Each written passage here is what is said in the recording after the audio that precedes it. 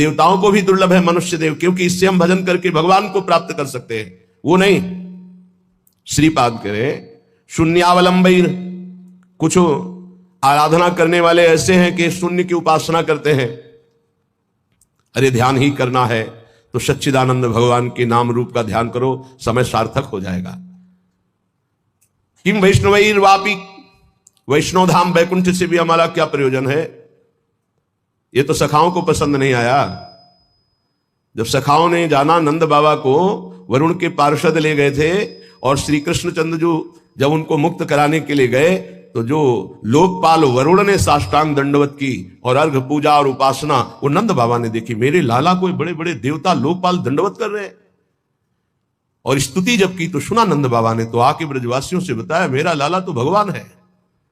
सखाओं ने कहा क्यों कन्हैया तू भगवान है? बाबा कह रहे थे तू भगवान है, तो भगवान है तो वैकुंठ दिखा। भगवान श्री कृष्णचंद्र जो मुस्कुराए अपने भोले सखाओं की बात सुन, तो ये ब्रह्म हृदय है, स्नान करो इसमें, फिर हम तुम्हें वैकुंठ का दर्शन कराएंगे। जीव ही डुबकी लगाई पहुंच गए वैकुंठ। वहां भगवान की दिव्य चतुर्भुज पार्षद और दूर सिंहासन में इंद्र नीलमणि कांति चतुर्भुज भगवान श्री के सहित विराजमान है, लक्ष्मी जी के सहित विराजमान है।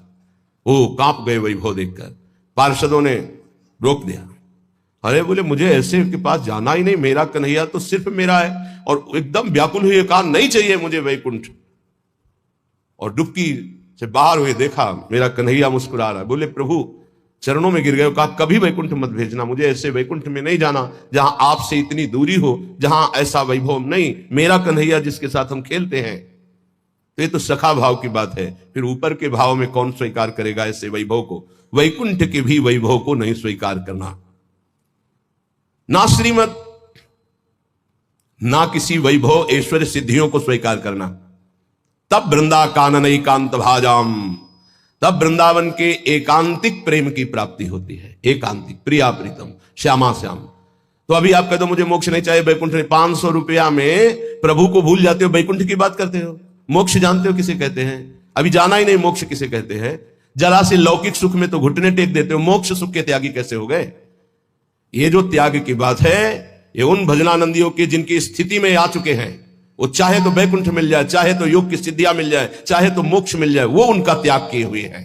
पहले मर्त सुखों का तो त्याग कर दो, मृत्यु लोक के सुखों का तो त्याग करो अंदर से, तब ऊपर के सुख अपने आप तुमको दिखाई देने लगेंगे। श्रीपाद कह रहे हैं शम सर्वेशाम अप्रयासेन दात्री द्वित्रैकांति प्रेम पात्रैक पात्री